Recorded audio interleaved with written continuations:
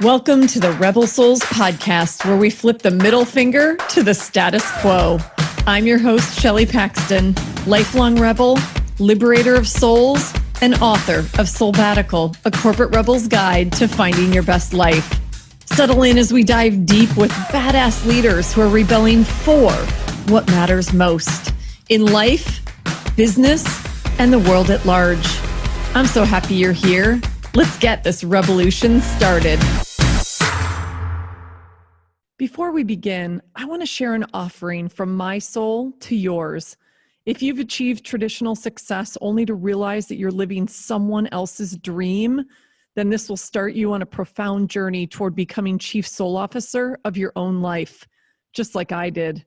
I'm gifting you a free chapter from my book, Soulbatical, a corporate rebel's guide to finding your best life.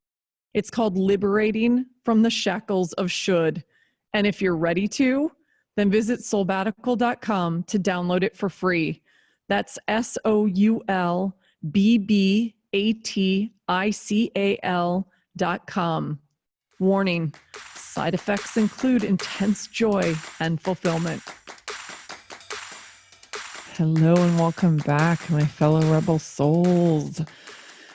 Oh man, this conversation is the culmination of one of those experiences that can best be described as, when you're someplace and you're like, you finally realize that the reason you thought you were there, or the reason you thought you were having that experience, is actually completely different.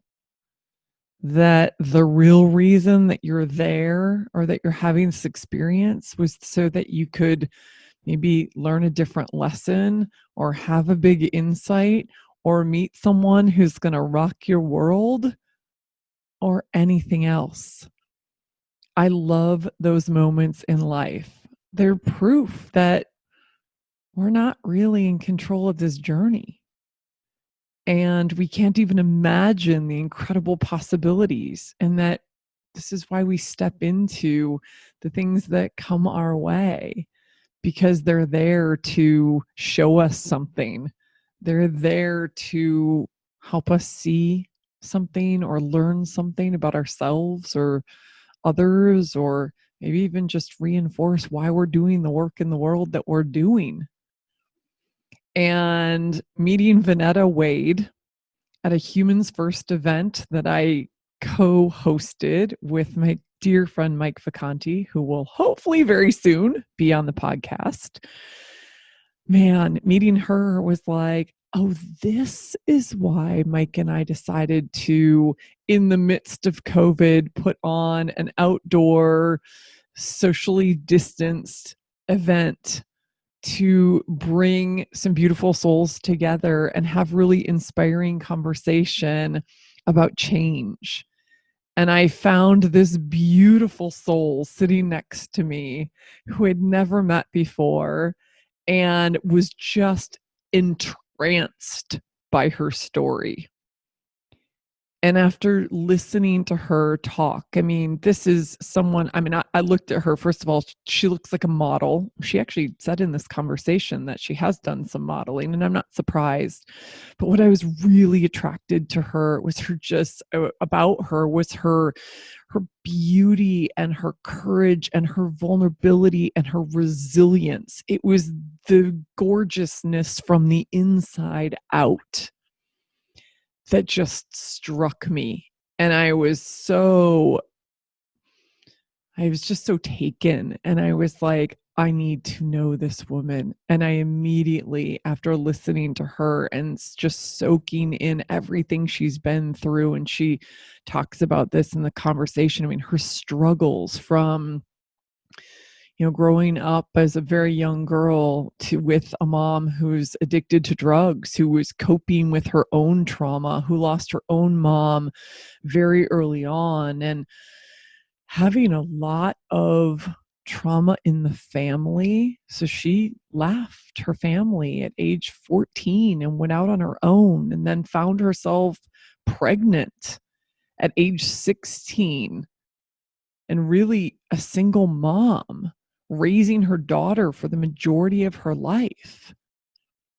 And she takes us on that journey, what it was like, and how she had the courage and the strength and the resilience and the mindset to put one foot in front of the other to change her story and bring an end to that generational trauma that was really, frankly, that we all have on some level. But I can't say that I've experienced anything to the extent of what Vonetta's been through. And I'm so grateful that she's speaking up and telling her story. And she's an information technology consultant at a Fortune 500 company. So she has made something of herself. She has defined her own success.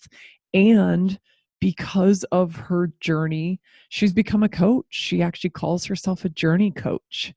She's sharing her story in a really open and honest and vulnerable way with other people to say, you're not alone. I mean, similar to what I've done in sharing Soulbatical and my experiences at Harley as an executive, looking like I had it all together from the outside.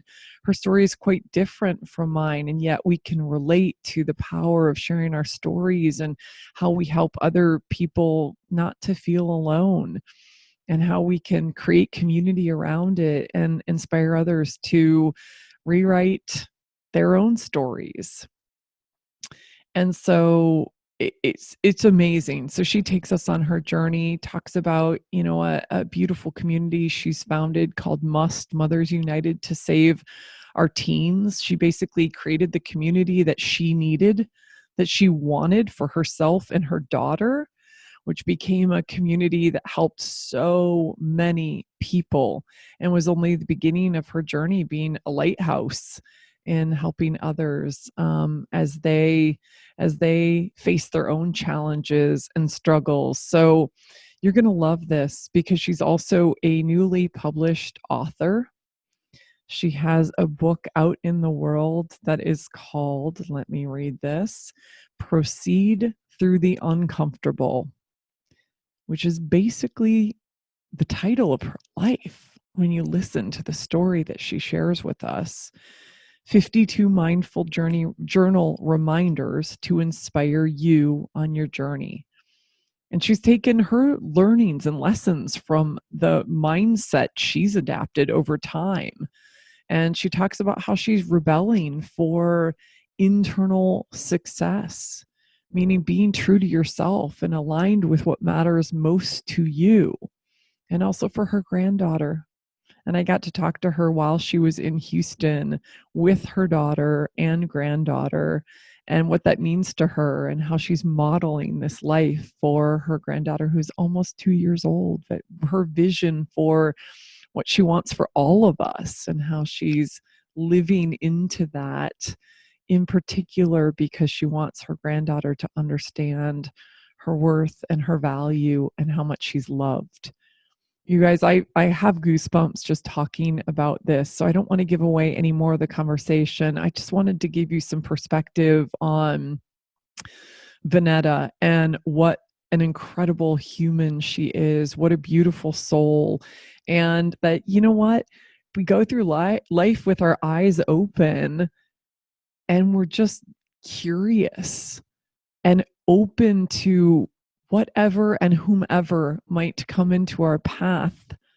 We meet people like Vonetta, and then we get to share them. So I'm really honored to share this conversation with all of you, and I really hope it inspires you as much as it does me. And we talk at the end of the episode about another episode that I'm going to have her on, because I'm going to do a special episode with a panel of some of my favorite women of color and have a conversation around racial justice and get a little deeper into the topic and what we can be doing to blaze trails and be good allies and co-conspirators. So stay tuned. There's so much juicy goodness in this episode. So let's dive into my conversation with Vonetta. Enjoy. Hello. I'm so excited to dive into this conversation with my new friend and already like soul sister extraordinaire, Vonetta. Welcome.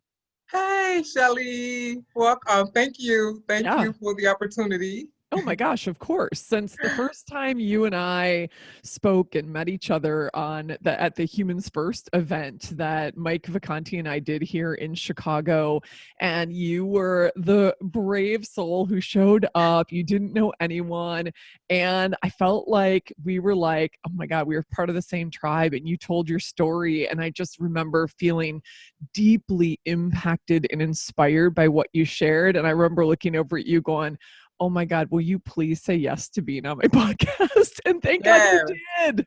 yes. And I was so excited about that. So here we are. Here we are. Yay. So thank you for joining me. You know that the first question I always ask is, what are you rebelling for?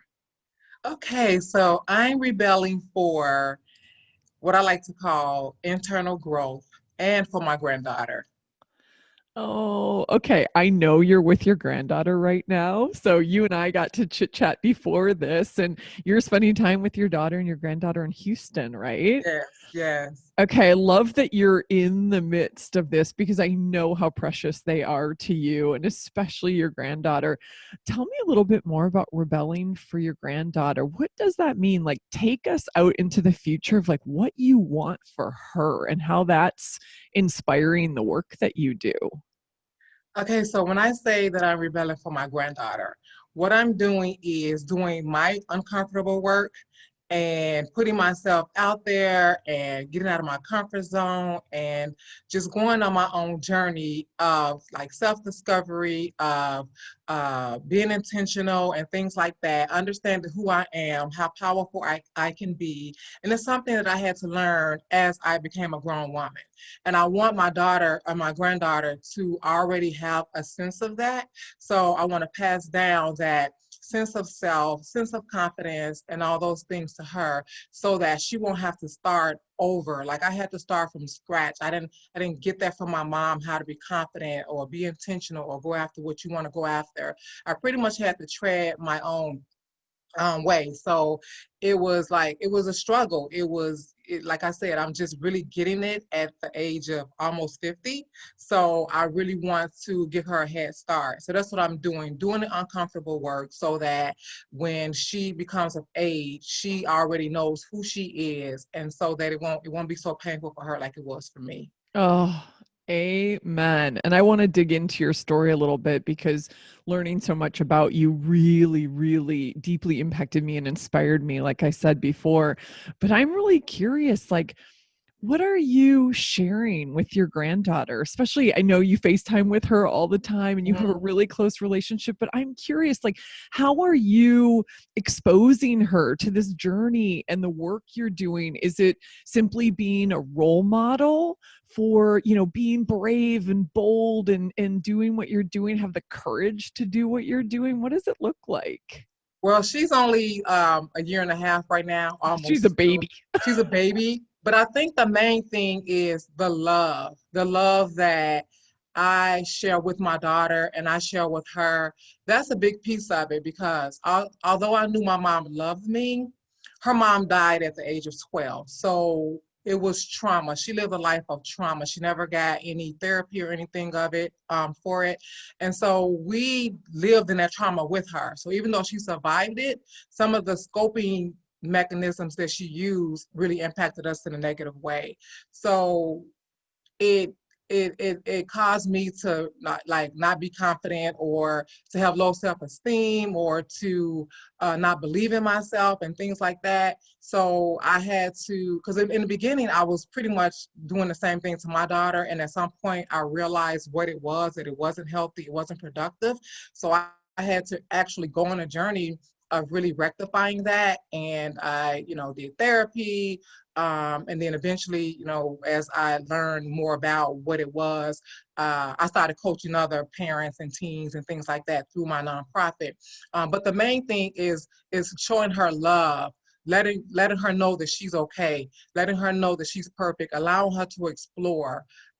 just being positive and saying positive things, reaffirming her and things like that, because that goes a long way in anyone's life. When people feel loved and they feel supported, they tend to do better. They tend to make more, make goals and reach goals and things like that, because they know that someone is rooting for them and someone has their best interests at heart. So it kind of just allows them to go further. So it's so beautiful what you said, because we don't, I mean, it is the simple things, right? The simple things of like knowing and being reminded and getting everyday reinforcement that we are enough. mm-hmm.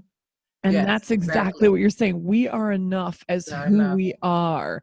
We are beautiful as who we are. And just reinforcing that message. I mean, we need more and more of that in the world. I know that's what's missing in a lot of people. I know what's missing in me. And when you talk to people, like when I talk to people, coaching clients and things like that, I realize that that's what it is. Making that connection is something that someone said to them years ago, that they're believing something negative, like they aren't enough, or they'll never be anything, or they can't reach a goal or something like that. So just making that more of a positive thing, because we believe what we hear, especially from the people that we love. So if you're hearing positive things from someone you love, it goes a long way. Yes, you are enough. You can do it. I'm beautiful. Just, kind of those self affirmations and trying to overcome maybe some of the negative things that you've heard in your life, like I had to do. So, Yeah. And what I love about your story is that you are truly trying to bring an end to generational trauma. exactly. Generational trauma is very real, and some people may know what I'm talking about, others won't. I'm actually going to find some links to put in the show notes, and if you have any suggestions for people to get familiar with this, but guys, this is real. The idea that we carry that trauma from our parents, from their parents, and we pass it down in ways that oftentimes we're not even aware of. And I love that your journey was becoming aware of that trauma that had been passed to you, and that you were starting to pass to your children. And Yes, you're like, no, I'm going to end this. I'm going to choose to stand up and do the hard work to bring this to an end and change, like rewrite the ending to this story for my granddaughter. exactly. And that started when my daughter became a teenager, and we had moved to a new community where we didn't know anyone. And she was going to high school for the first time.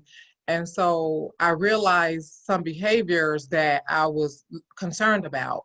And then it was more of conflict, because, like I said, like the way my mom dealt with me, it was more in a conflict way. It wasn't more in a supportive way.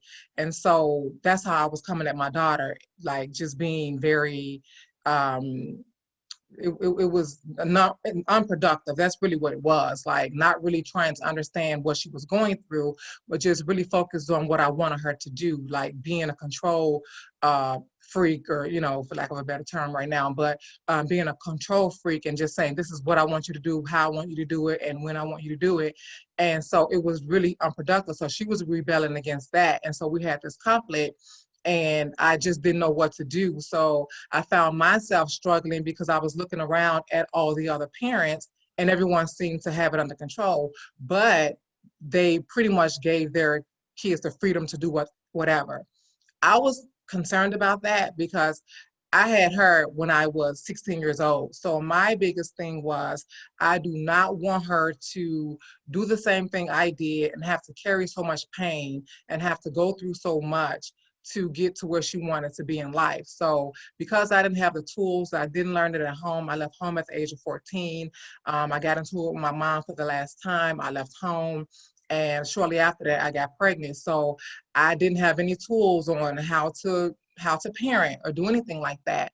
And so that's when I remember going to the church across the street. No one was there, but I remember just walking across the street and saying, God, why am I going through this? Like, help me. This is a lot, because I loved my daughter and I knew that I wanted her to be successful and do the right things. I just didn't know how to bring it out of her. And so that's where it started. And then we ended up doing counseling with a local preacher. And eventually I started learning that oh, okay, so this is her point of view, and she was able to see my point of view.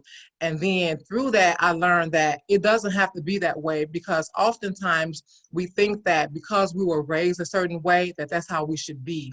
We don't know that there are options. You get to make choices. I didn't know that. I was just who I was based on where I came from. And so through that process, I learned that it doesn't have to be this way. And you can actually, there are tools and there's things that you can do to try to get better. And so that's kind of what started that journey of, turning that whole situation around and how I was dealing with my child.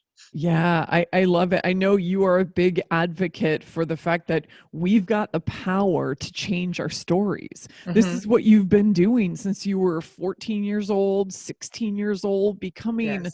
becoming a mom at 16 years old. I mean, I can't even pretend to imagine the challenges around that, and the all of these things have added up to you realizing, like, I mean, you have resilience that is just like, I feel when I felt you tell your story for the first time, I was Mhm. like, oh man, we can all learn from this woman, because from the beginning you had this belief that you could change the outcome, even though the path that your mom was on, your mom losing her mom at such a young age, all of that. So can you talk a little bit about that journey for you and kind of how you realized you could start to rewrite your story and where that led you, because that was the beginning of where you are today in a radically different space, starting to undo that trauma.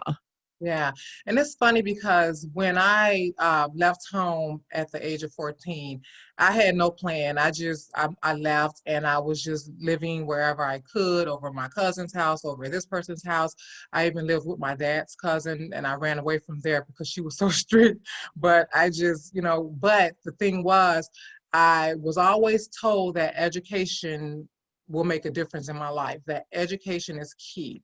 And so I always had that in the back of my head. So even when I was, living from home to home, I would still go to school. Like, I was still serious about my education and that type of thing. And then when I ended up getting pregnant, that really lit the fire under me, because I'm like, I want to have a better life. I want to provide a better life for my daughter. And so there's no way that I can't live like this. So I really did. I ended up going to a alternative school for girls. So I went there, and then I ended up going back. So to back it up a little bit, once I got pregnant and, that thing, I was still kind of living from place to place. And then when I was going to have my baby, when I was going to the hospital, at that time I was living with one of my girlfriends who told me that her mom said, when I have my baby, I cannot live there. So at this point, I'm homeless. So I ended up, talking to my boyfriend about, I don't know what to do with this baby. I don't have a place to go. I don't have anywhere to live. And he told me that he was going to ask his parents if I can stay with them. So I was like really embarrassed. I remember praying to God, like, please help me. And so when he went to ask them about that, they said yes. So they came and got me. So that gave me a foundation to have a stable place to live so that I could finish school. So I finished high school, and I was very excited about that, because I didn't like, when I was going to graduate, I thought something was going to happen, because I couldn't believe that, like, I really, this good thing is happening to me. And so I went on to go to college. And I didn't know. I kind of figured my way out as I went along. I didn't have anyone to say, oh, you should go to college, or you should go here, or anything like that. And no one around me had gone to college. So this was me figuring this thing out as I went along. And so I ended up enrolling at the local university, Chicago State University, which I'm so grateful for. So I went there, and I ended up staying there, just, figuring things out with my daughter, because eventually I left her dad's house. I left there, and I had to kind of figure out things on my own, because we weren't getting along, and it was just beginning to be a toxic relationship. And so I finished college, and I was so excited about that. And so that gave me an opportunity to get a good job. My degree was in computer science, so I was able to step into corporate America and have a stable income and things like that, which gave me an opportunity to live in a better environment, to place my daughter in a better environment. So those things, me seeing other things, me being around other people in college, me being in a corporate environment around other people, that kind of gave me some insight to like look at my life and look at the lives of people around me to say, okay, there are some things that you can do. There are some things you can change. And then just being around different people, it just kind of changes you anyway. It changes your perspective. And so, like I said, so once we, started going through the journey of the high school and the teenage journey, that's when I felt like it was a painful period for me. And at the same time, like after we did the counseling and things like that, it helped, but it wasn't enough. I still needed more help. And so what I did was I decided to reach out to the community and ask, hey, are other parents experiencing what I'm experiencing? Can we get together? Can we help one another? And so I ended up, going to talk to the principal of my daughter's high school, asking if I could, start a program where parents are getting support, teens are getting support, because I know that, they're learning, history and math and things like that, but they're not learning how to cope with their parents or deal with, issues that peer pressure and things like that. And so I ended up getting permission to do that. And so my intention was for me to get help as well as give help. And that really changed, because now my daughter was able to see other teens that were experiencing what she was experiencing, and I was able to see other parents experiencing what I was experiencing. And now you can always look at someone else's life and say all they have to do is this and that, but you can't look at your own life like that. But now we're able to see it. We're able to see, oh, well, if that parent just did this, and she's able to see, oh, if that daughter just did that, then maybe things will be better. So it started changing the way we looked at each other and how we interacted with each other. And it also allowed me to help so many other families. And so it was just a beautiful thing. So that's another thing that really changed the direction of where my previous, experience with my mom was. So it changed because I really wanted it to change. And then I found a way to make it change, and I found a support to also make it change. So Yeah, there's so much goodness. I mean, I wish we had like 3 hours to unpack and I'm all trying of to put this. it all together, and Oh yeah, no, you're doing a brilliant job. That's not, Thank yeah, you. that's not, it's more, from my perspective, I'm like, oh man, I was literally sitting there listening to you and just feeling into it and thinking, there's so many directions I would love to take this, and I want to be mindful of time. So here's the thing, like two things that you touched on that I really want to put a finer point on. This whole idea that our pain often becomes our purpose. Yes. And I And this think is it's so beautiful that that's what your journey has become. That was your pain. It was your, it was your struggle to say, how do I shift the direction? How do I create this relationship? How can I learn? Because I don't yet have the tools and the experience to do this. And from that, you end up creating, you didn't say the name of the organization, so I'll say it for you. You end up creating MUST, which is Mothers United to Save Our Teens. yes. Oh my God. I mean, and I'm a huge believer. I guess this is kind of the second piece I wanted to put a point on. I'm a huge believer that the community we create around us means everything. It will up level us. For us to say, I choose who I am spending my time with because I want to be challenged and inspired and educated, and many of the things, like I want to choose the people who are going to take me in the direction I want to head, or at the very least hold me and support me in taking steps in, toward that direction. And that's exactly what you did. You created that from scratch for yourself. That's a huge lesson for all of us. Yes. Yes.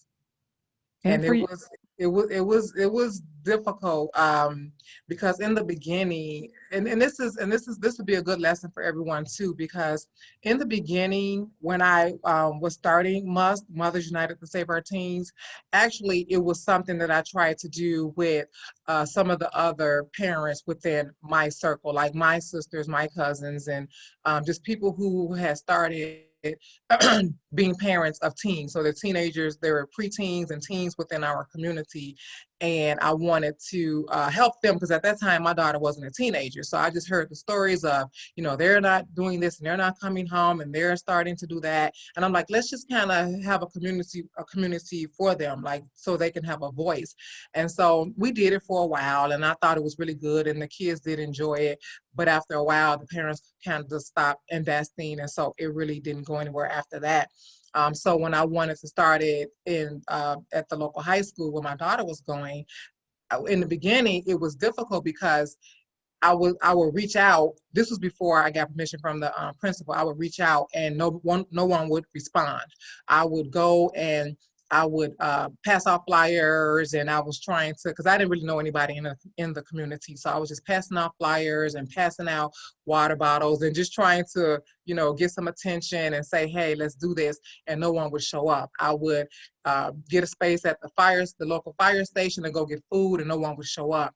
And I didn't give up because I felt like there was something in my soul that said, you can do this and you need to do this and you need this and someone else needs this. And so I kept going and kept trying and then eventually when I got an opportunity to talk to the principal about it and she allowed me to do it, it really changed my life and it changed other people's lives. So that's just what I want to point out there, is that never give up. If there's something that you feel like is in your soul to do, just keep doing it, and then eventually it will become something beautiful, which is like what my organization became, because I know we'd helped so many families along the way.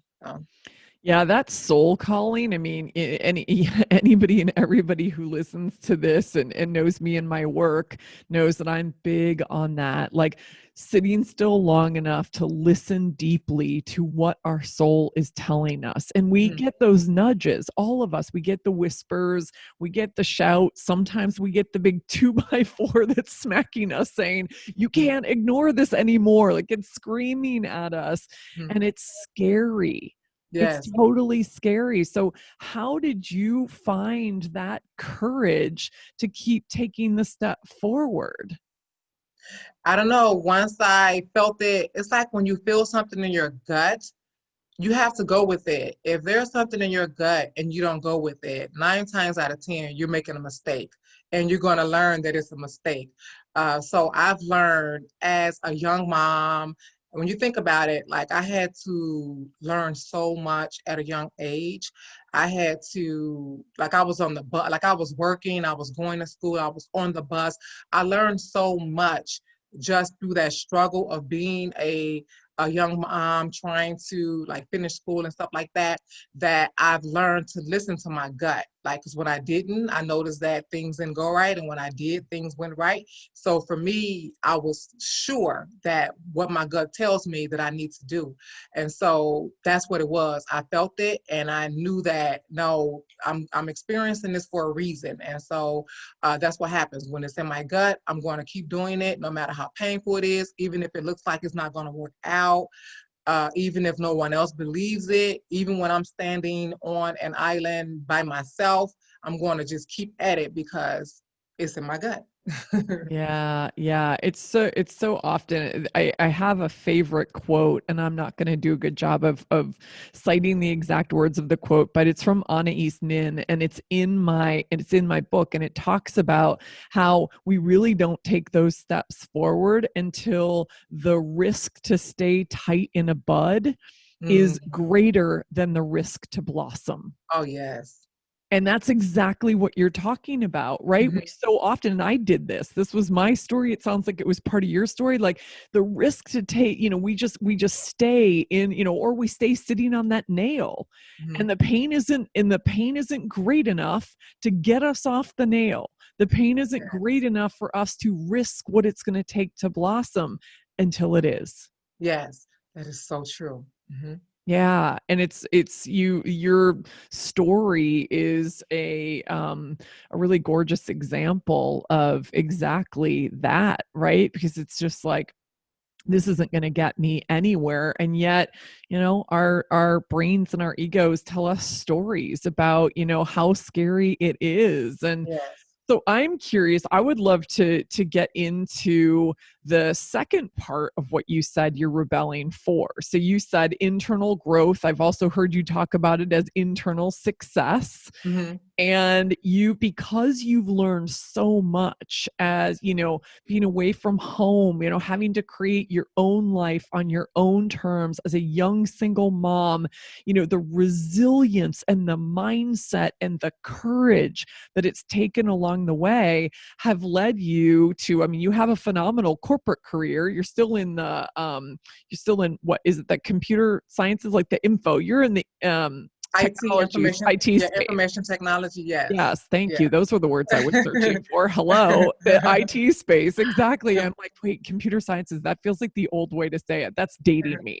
Because I beat you to 50, girlfriend.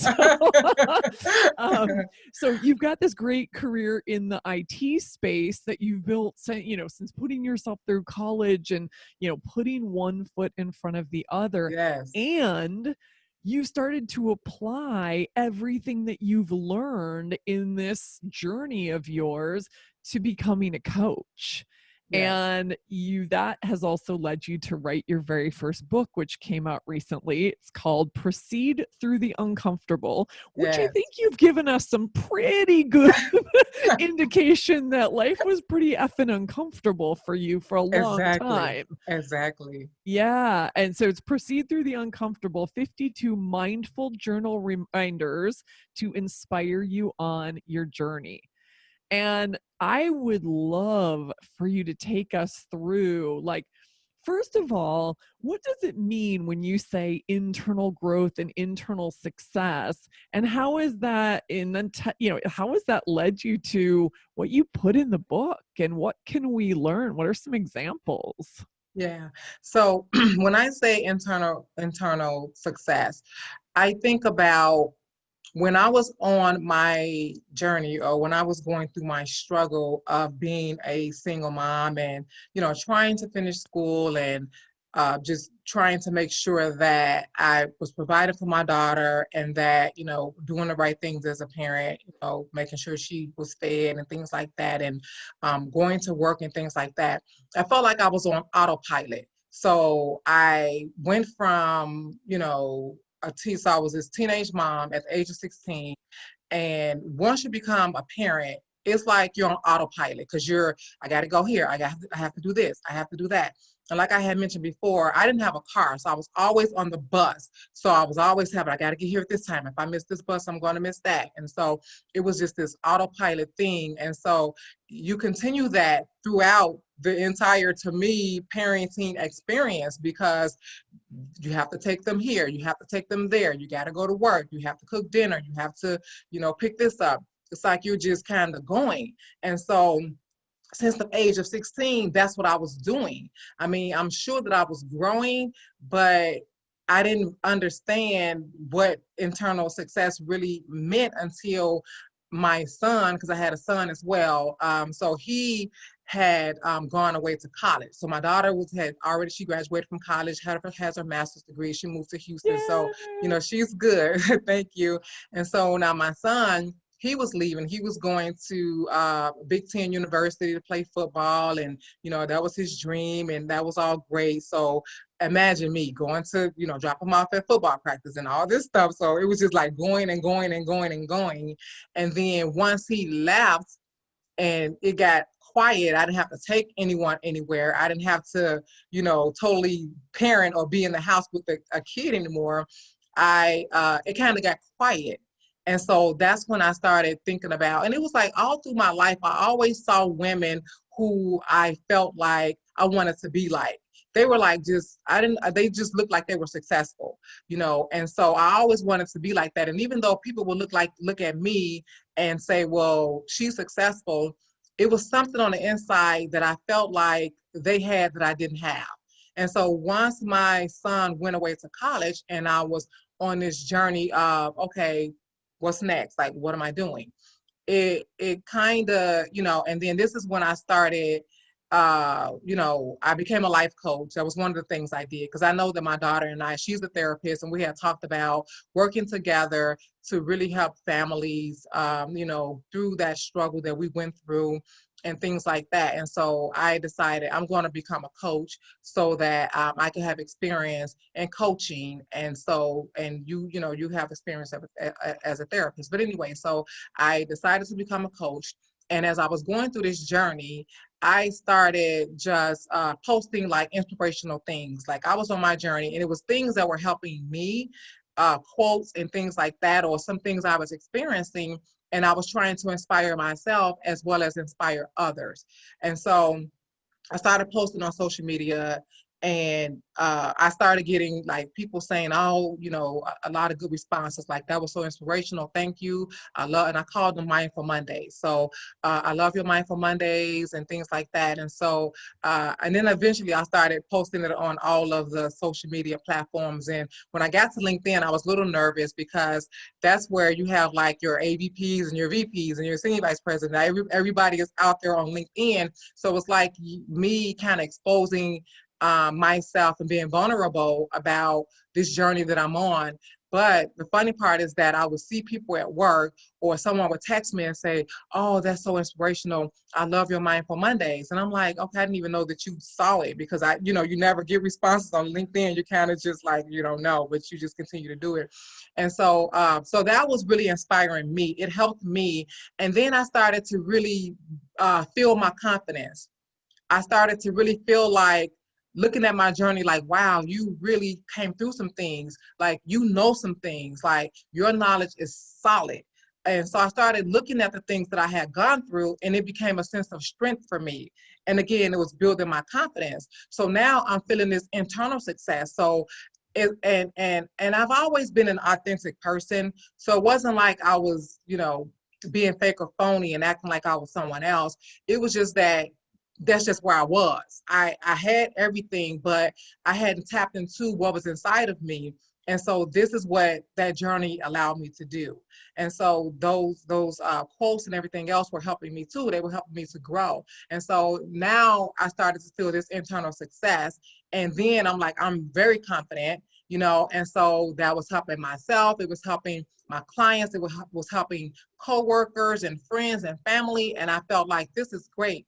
And so then one day, one of my colleagues, one of the board members, colleagues of the American Cancer Society, she told me, we were at an event, and she said, you should write a Mindful Monday book. And I looked at her and I'm like, okay, because people have told me over the years, you should write a book. You should write a book about parenting. You should write a book about your life. And I'm like, okay. And so I didn't think much about it. But then she looked at me and she said, no, I told her, I said, well, I plan to write a book with one of my friends who's a PhD, because I had just recently asked one of my friends if she wants to write a book. And she said, yeah. It's about parenting and just kind of that whole thing. And she said, no, you need to write a book. And I'm like, okay. I felt it in my gut. I felt it deep down in my soul. And I'm like, okay, I need to do this, because it was really helping people. Like, people will tell me that. And I felt, and that is my intention. My intention is to help other people on their journey. Like, I call myself the journey coach. I want to help other people because there were people that helped me along the way. And I feel like that really changed my life. And if you can help someone along the way, it's a life changer for someone else. And so I went about the business of, how do I write a book? Again, I didn't know anyone around me who wrote a book. I didn't know where to start, so I started doing research. And then eventually I had a friend of mine who I didn't know wrote a book, and in the conversations I learned that he wrote a book. So I was able to ask him questions here and there. But I went on this journey of, how do I do this? How do I make Mindful Monday post into a book. And so I said, first of all, I need to share my background. Who am I? Why should they listen to me? And so that's when I kind of share my journey of, leaving home early, becoming a parent, and all the things that happened there. And I didn't make it too long. I just kind of gave an introduction enough for you to know who I am. And then I came up with, let me take 52 of these and allow them to be journal entries for people that, so that they can explore their lives on their journey. So when I'm sharing, like, well, this is how I feel about this, or this is what I was experiencing. So what are you experiencing at this point, and how can you, help other people? So it's just different questions that I came up with to try to get the readers to think about their lives as they're on their journey. And it was so helpful. This journey helped me so much. It really built my confidence. It really just made me feel like everything that it kind of came full circle for me. It was like everything that you experience this is why you experienced it, because you need to help other people who's on a journey and they don't understand it. They're just, some of them are in pain and some of them are confused, just like I was. But it's going to allow them to take a look and say, hey, okay, so this pain may be a part of my purpose. Oh, okay, so that's what it was. Her pain became her purpose. She struggled with this, she struggled with that. And one of the things I was excited about writing this book is that sometimes success intimidates people. So you can see someone who, she went to Harvard, or she was a CEO. And so that's intimidating. So just because you did that, that doesn't inspire me, because look what you did. You were a CEO, or you went to Harvard, or you went to this great school. You came from a great family. And for me, I didn't. I came from a broken family. My mom was on drugs. Like, she went through what she went through with her mom, and then she, then she had kids, and then so there was trauma there. And so to deal with her trauma, eventually it led her to drugs. So I'm a teenager, my mom is on drugs, my daddy, we have a good relationship, but he doesn't know what to do or how to help me, and all those things. And so I ended up, being a single mom. A lot of people can relate to that. I went to a school that it wasn't a great school. A lot of people can relate to that. I had to struggle and figure it out on my own. A lot of people can relate to that. So I felt like this was going to help the people who are intimidated by other people's success, because they can see, oh no, I started like way down here, and if I can do it, you can do it. So that's what I was excited about, to show them. And I'm opening myself up to say, well, yeah, I wasn't feeling confident about this, and I had to learn how to feel confident. So if you're not feeling confident, don't worry, you can feel confident too. So I'm excited about the book, because it allows me to put everything, well, not everything, but a lot of the things that I had to go through, and a lot of things that I learned along the way into a book that is easy to read. And so it will help a lot of people, which I've gotten feedback, and I'm so excited about the fact that it is helping people. So. Before we dig in, because I want you to share some of the, the examples from your book.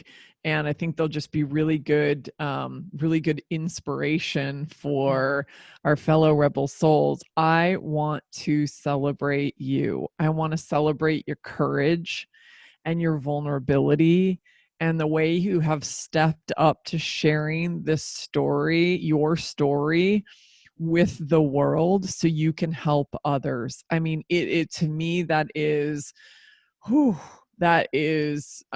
I don't even have the words. I mean, it's so powerful what you're doing, and it's so honorable. And I'm in awe, and I'm so grateful that you're doing that, because that's what more of us need to do. The way to foster deep human connection with each other is to share our stories. And that part that we might feel some shame about, that part we might feel embarrassed about, that part we might think nobody else is experiencing this but me, I'm alone in this journey. You're not.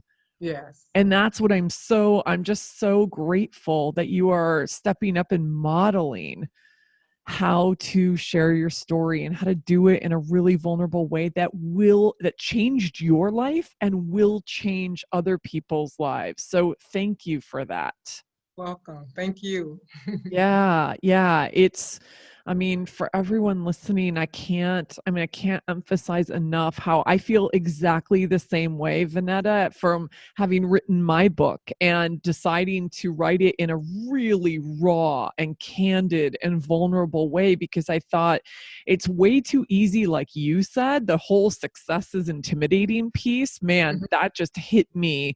that hit me so hard when you said it because it would be really easy to say, oh, well, you were chief marketing officer of Harley Davidson. Everything looks perfect. You have the Yes. great life, or you're Mhm. so privileged, or whatever. Well, yeah, I have a lot of good privilege and fortune in my life. My story is not your story.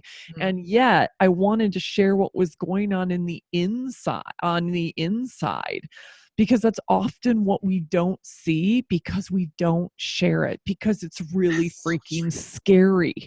That is so true. And I love it. I love that you're vulnerable and authentic and that you put that in your book because it is like we'll look at you and say, well, she's expected to be successful. Like but not like you said, no one knows what you're dealing with internally. And that's the biggest challenge is, and that's why I say I'm rebelling for internal success because that's the challenge. You can be successful all on the outside, all you want to be, but it's the inside. Like when you go home and it's time to go to sleep, like how do you feel? Do you feel happy or do you feel fulfilled or do you feel empty? Like, that to me, that's more important than anything on the outside. So revealing, because like I said, I'm looking at you look at people and you're like, oh, they're successful. I'll never be that way, never be that way. But if I had a conversation with you and you said to me, well, Vonetta, I'm having these feelings and this is what I go through and what I experience.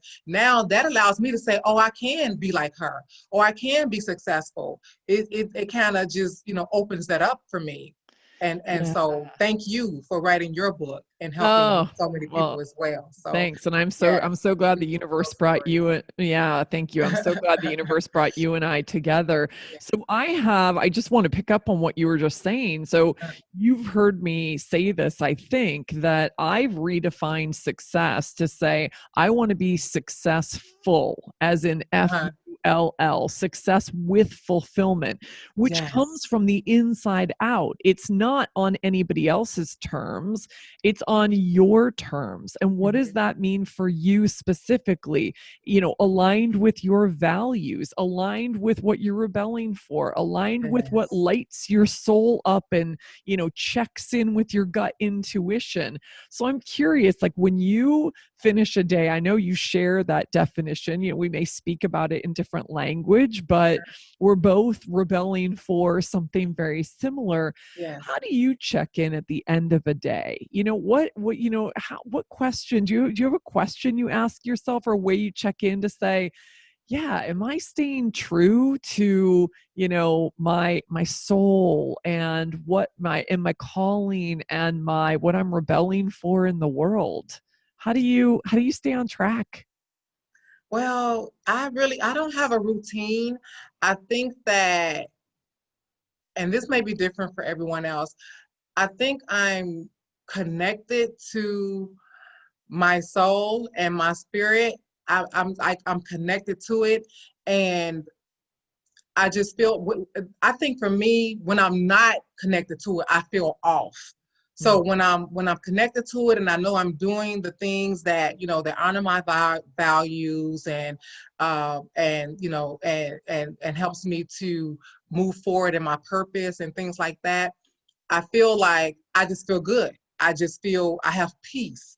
But when I do something or I say something that may be against it or may not, or I don't know, that challenges it, maybe is the best word to say, then I feel off. And then in those moments when I'm feeling off, I go to my spirit. I'll listen to some gospel music, I'll pray, I'll just just be quiet. I'll just talk to God, because that's what it is for me.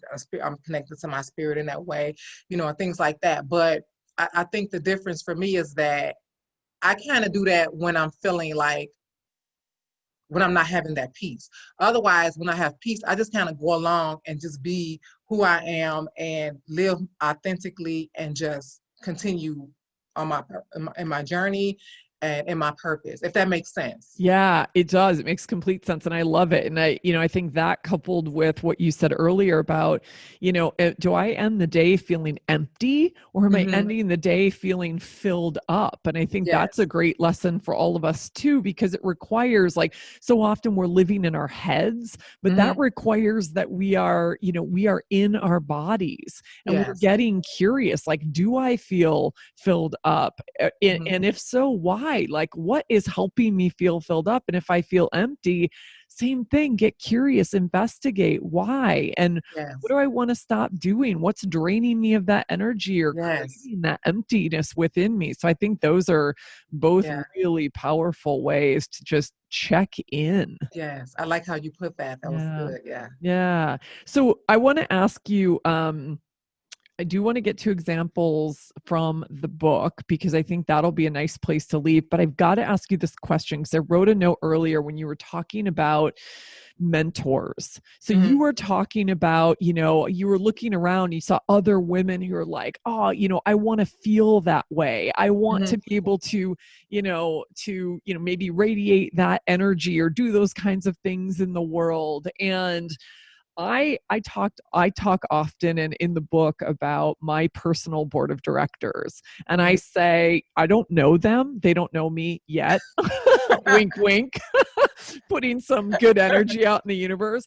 But I've got, Oprah and Ariana Huffington and Michelle Obama Oh, and yes. Tina Fey, who's like my, comic and creative hero, and even Anthony Bourdain, who, like, RIP.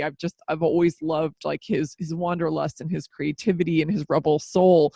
And so they're like the high watermark for me of authenticity and courage and purpose in the world. Hmm. So I look to them as a way to say, okay, well, what would they do? When I kind of come to these crossroads or these big decisions, or even what I want to take on in my practice or in my business. And I'm curious, how do you think about that for you? Like, who are your mentors? Do you have a personal board of directors?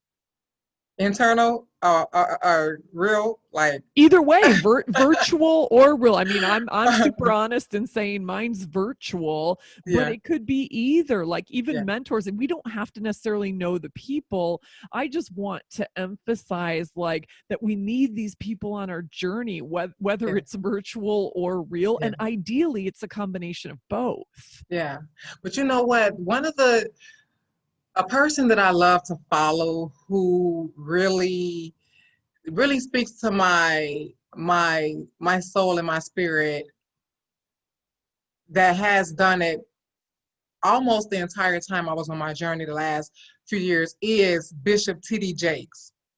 Ooh, okay. Have you heard of him before? No, I T.D. haven't. Jakes? So we're gonna have to get a link to. Will you give us a link to some of, like? Can we hear Yes. him? He had, because for me, I come from a spiritual perspective. Like, for me, it's like, I don't really care about religion, because religion is, is so many, levels, and it's this controversy over what's religion versus, just, being spiritual, whatever the case may be.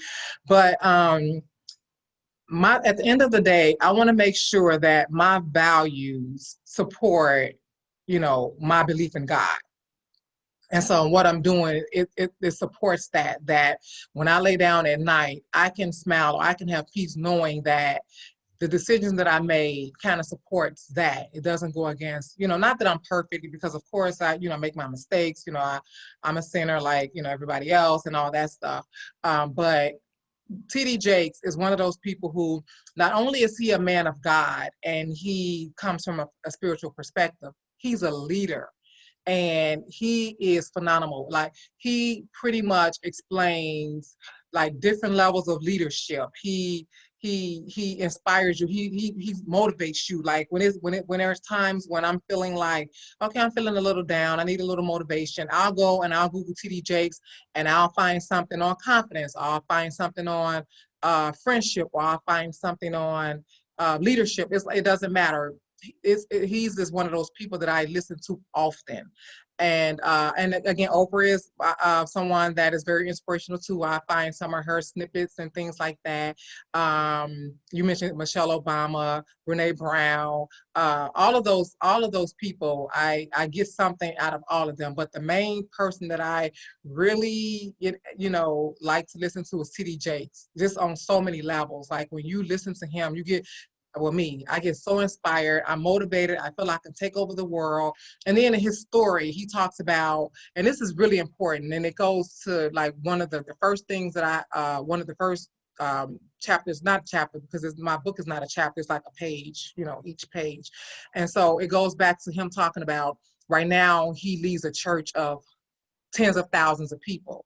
But he talks about when he had a church and it was under 100 people. And he still had to preach. He still had to show up. He still had to work. He still had to, act as if he already had a church of 10,000. He had to be, what word am I looking for? I don't know. He just had to show up for the few.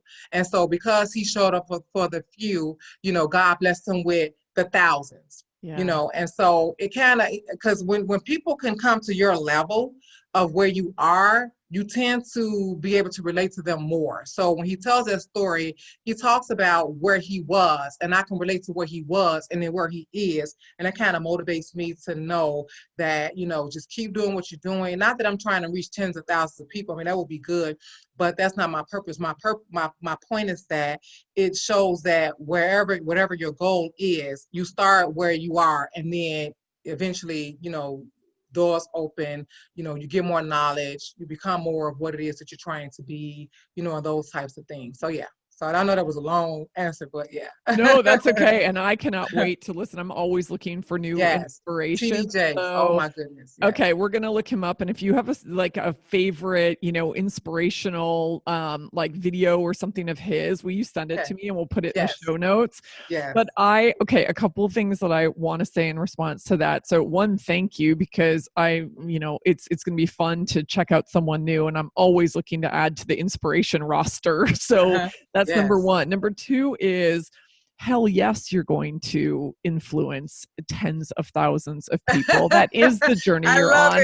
And I want you to own it, please. I need to own that. I agree. I didn't want to say that I'm downplaying, because I do want to reach as many people as I can, but yeah, I thank you for correcting me on that. Own it, sister. Yes, I'm owning it. Thank you. Awesome. And then the other piece that I think is such a valuable lesson for all of us is show up as your future self. Exactly. Show up as who you want to be in the world. Like, that is a calling to all of us every single day.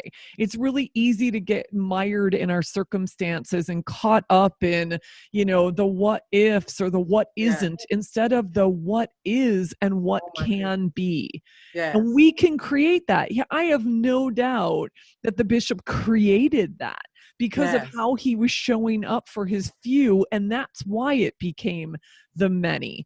My friend Sally Lou Loveman, who was also on the podcast, she was Oprah's former audience producer, and she says every day is show day. Yep. Show up like you are producing that show every day. Show up with that energy and that intent and just that love and commitment. And that's exactly what you just described. So another gold nugget for all of us. So let's do this. I would love for you to talk us through an exercise or two or prompt or two from your book that could really help all of us who, we're human, right? We're on this journey until the day that we're not. And we're all doing the work. So what can you share with us that will help us to inspire our own journeys and continue to, grow our own internal success? Yeah, I think in the beginning, when I first started, like the very first page, it talks about just starting where you are, right? I think that is the hardest part for Many of us, because we feel like everything has to be figured out, everything has to be perfect for us to start. And so I pretty much just said, start where you are. When I first started posting my Mindful Mondays, it was just, I had a quote from Venus Williams about just, just getting started. And so it's like, you don't know all the answers. You don't know what the next step is. But when you do it, then it becomes clear on what the next step is, or it becomes, it kind of motivates you, or something happens when you just go ahead and take that first step. So it talks about that. It talks about, I always wanted to inspire other people, motivate other people, kind of show people that this is where I came from. And so you can get to where you want to go as well. Like I started with no help, with nothing. I'm talking about when I was, a teen parent and stuff like that. And so just get started. And this is what I wanted to share with the world, and I'm sharing it with the world, right? I always wanted, and I used to model. And I Of love course taking you pictures. did. And I love taking pictures. So that's one of the things I started putting, like, my inspiration stuff out there, and a picture of me. I'm living out my dream and my purpose. I'm inspiring people. Here's a picture of me. And I just started from there. And now I have a book where I can really kind of share that, So that's one thing. And then the next one is the one that's right after that, where it says, don't worry about the outcome. At least don't worry about it in the negative way. Like, instead of thinking of the worst that could happen, think about the best thing that could happen. Right? We always look at things like, it's not going to work out, or we're used to hearing other people say that it's not going to work out because it didn't work out for them. Or you always hear people say, well, they kind of just give you this negative energy. And no, think about what could happen. What's the best that could happen? Because that's what's going to motivate you to move forward and to keep moving forward, if you look at it from a more positive perspective. And so then I think in that one, I don't know if I just, pretty much asked, that's what I asked. Like, what is the thing that you want to do? What is the best thing that could happen? Write it down and come back to it, because that's going to motivate you as you go along this journey. When you have those moments of doubt, or you have those moments of, okay, I don't know what to do next, or, I'm feeling a little fear. It'll bring you back to, but what if this happens? Oh, I'm really willing to take the risk of being vulnerable, or I'm willing to take the risk of whatever risk I have to take, because this is something that can happen, and I want this to happen. So it kind of just, helps you to get started, and then to look at it from a positive perspective, and that'll keep you going forward if you take the first step. Boom. It's so good, because we all have to remember or remind ourselves every day, we have a choice, right? We can be putting negativity into the universe, or we can be putting positivity into the universe. That is our choice to own. It sure And is. so this reminder of, like, let's keep putting positivity into our own lives and into the universe and contribute to that energy in the world, that's powerful. And that is where change is going to come from. Yes, I agree. Yes. Yeah. Thank you for that. Do you have a copy of your book with you that you could hold up for those people who are Yes. watching this? Yay. And of course, another one of Vonetta's glam shots is on the cover. That is not the reason to buy the book, but it's going to look damn good sitting on your bookshelf or your coffee table, because she is a gorgeous soul inside and out. Thank you. Yes, I tell you this every time every time we're like on a video where I see you, I'm like, damn girl, like I cannot compete. You know what? Life's not a competition. So that's so okay. true. We bring our own beauty, and soul beauty, to me, is way more important. And I love that you have both. That is so important. Thank you for that first. Thank you. But that brings me to another. There's a quote that says, a flower just blooms. It doesn't, let me see. Hold on, let me. Yeah, look it up. That's fine. Let me see this real fast. It says, and this is one of my really, really favorite quotes, because this happens to us so much. It says, a flower does not think of competing to the flower next to it. It just blooms.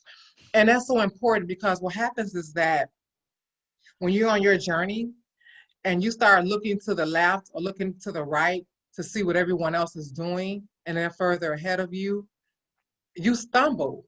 You start to feel unworthy. And that's when the doubt comes in, because now you're comparing yourself to someone else. But the journey is different.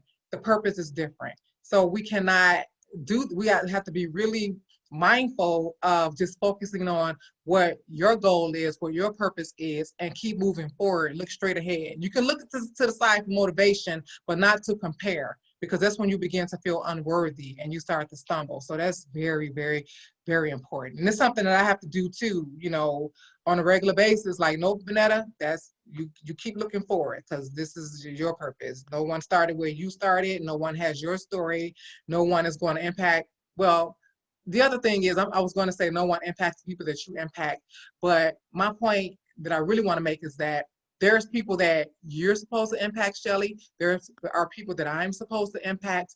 And that's what happens. And that's why everyone's story is important, because there are some people that I'm not going to be able to impact. And there's someone else that should be sharing their story to impact those people. So we all should be sharing our stories in a way that help other people. So. Mic drop. And yes, this is what I like to call ripples of impact. And this is Yeah, why we are doing the work we're doing in the world. exactly. And why we're having this conversation, to invite these other beautiful souls who are here with us to join us on this journey. And there's so many things I would love to talk to you about, and I'm sensitive that we don't have any more time. I would love one thought, and this isn't doing this justice. I want to say one thing, and then maybe just get your thought. I'd love to wrap it up. So you and I are obviously having this conversation it's toward the end of 2020, and we are in a time where, realizing, racial injustice and just social injustice that is coming to the forefront again, finally, thank you. Right. And we are rebelling for that justice in the world. And I'm super committed to being a part of the solution and a partner and a co-conspirator in what that looks like in the future. But I'm sitting here having this conversation, thinking about your struggle, thinking about everything that you have pushed through and what the beauty that you have created in your life and that you're now sharing with the world. And I'm curious, what thoughts or, maybe parting thought do you have, for me as we're on this journey and as I want to be a partner to you and other Black women and other Black humans, right, in this fight? What does that look like, and how can we help and be the best partners possible? Yeah, I think you are helping, Shelley. I appreciate the opportunity to be on this podcast and have a conversation with you. When I first met you, it was powerful. You stood up and you talked about your book, and I was just so inspired, and I kind of connected at that moment. And so just this platform that you're allowing me and other people to have is wonderful. Your concern, your acknowledgement goes a long way. It's like I think about that, acknowledgement goes a long way, because when you're in a relationship with someone, and a lot of relationships fail because their feelings or what they've experienced is not acknowledged or even validated. So you're in a relationship with someone and you say, I feel this way. And instead of someone saying, well, you shouldn't feel that way, well, don't feel that way, you just say, you know what? I acknowledge that you feel that way. I may not understand it. If there's anything I can do to help you, then, if we were able to do that in relationships, we would have so many more successful relationships. And that kind of goes back to you. The fact that you can acknowledge that there is social injustice, because some people can't even acknowledge it. And that's where that struggle comes in. That's where you're seeing, oh, we're gonna have to fight for this because I know that it happens, and you're trying to tell me that it doesn't. That's that conflict. But the fact that you're acknowledging it and you understand it, because we have had conversations about it. I remember I was telling you that my son, I called him one day and he said he was doing DoorDash, and I'm like, no, not at this time. I don't want you walking up to anyone's house or, in anyone's community that don't know you, and the neighbor says, oh, I thought he looked like a criminal, or whatever the case may be. No, you cannot do that right now. I love you, son. If you need anything, I'll have to just, I want him to be independent. But at this point, I'm nervous because I know that this stuff happens. I've seen it. I grew up on the south side of Chicago. I know how we get treated by police. Like, it's not a community, community police, and we get we respect them and they respect us. No, it's always been this thing between us. And so I don't, I know all police are not like that. But I know that some are, and I'm scared of my son running into ones that aren't. So I feel it, I know it. And so I think just allowing people to share their stories and allowing them to speak about it so that other people can hear, because if you haven't been in that situation and you haven't been exposed to it, it's easy to say, well, that's not happening, but you're not doing that. You haven't experienced it, but you're saying, how can I help? I may not understand it, but I know something is happening. How can I help? And I think that goes a long way. And I appreciate you for that. So the acknowledgement and just continuing to be involved. And no, thank you. I really appreciate your willingness to be an ally. So. Yeah, thank you. And I see you, and you're right. I can't even imagine that. I've never experienced anything like it, and having to have those kinds of conversations with your son. I mean, I just like that just strikes me in my core. Like it just makes me very sad that you have to have that conversation, because that's the state of the world today. Yes. Or prevent him from having this incredible job and his, and his livelihood, because somebody might mistake him for a criminal because Exactly. of the portraits that are painted these days. So thank you for sharing that with us too. And yeah, I'm going to continue to do my work and do my learning and, continue to uncover my own biases. And I want to keep the conversation going. So one of the things I wanted to invite you, I interviewed a woman named Ione Butler. She's an actress and voiceover. She also has a brand new book out called Uplifting Stories, published by the same imprint. And she's biracial from Britain. And I just thought she and I we only scratched the surface of talking about this at the end of our interview. And she said, why don't you do a special episode where you have a panel of us who have very different experience? And so I would love to invite you to be a part of that panel. I haven't scheduled it yet, but I'm literally looking down. It's one of my notes and commitments to do, hopefully before the end of this year. So I would love to have you on for a deeper conversation. Absolutely. And thank you for thinking of me. Yes, I would love that. Yes. Awesome. Okay. So to be continued, more to come on that. In the meantime, now that everybody's fallen madly in love with you, where can they find you and where can they buy your book? Okay. So you can find me on LinkedIn, Instagram, and Facebook under Vonetta Wade. So under my name, Vonetta Wade. You'll have the spelling of it. Should I spell it?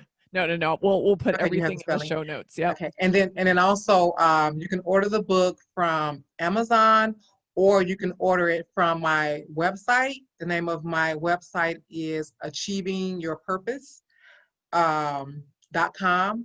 And so there you can learn a little bit more about my journey. And then that's where I'm offering coaching services. And then also there's a link where you can order my book. And if you want a signed copy of the book, or definitely order it from the website. And then if you want a special note, there's an area where you can say who you want it addressed to or something like that. So achievingyourpurpose.com. And then I'm on as Vonetta Wade on social media. That's awesome. I love that idea of it's like having like a special little note that you can order. Yeah. I haven't thought about that. I don't even sell my books on my website. I need to, I'm going to borrow some of those ideas. They're good. Because we learn from one another. Yeah. Thank you for the inspiration. All right. Everett, thanks everybody for tuning in. Vonetta, thank you again. You truly are gorgeous inside and out. And there have been so many nuggets of wisdom here. I'm learning from you every day. And I'm glad we're on this journey together. And, I'm liberating 1 billion souls with everybody, alongside you and alongside so many of my beautiful listeners. And you, my friend, are going to be impacting many, many, many more than tens of thousands of people as Thank well. So keep you. owning that, and let's keep Yes, I showing up. own it. Let's keep showing up as our future selves every day. Yes, I love it. And thank you for the reminder. Yeah, of course. Thank you for I joining appreciate me, you. and for everyone listening in. Thanks. And Thanks, everyone. yeah, rebel love to everyone. Talk to you soon. All right. Bye. Thank you. Bye-bye. Hey, Rebel. Thanks for listening. If you were inspired by what you heard, please subscribe, rate, and review so our fellow Rebel souls can find us. We have big work to do together. And if you want to dive deeper, head on over to my website at soulbatical.com and follow me at Soulbatical on Instagram. Until next time, stay bold, brave, and badass, and never stop asking, what am I rebelling for?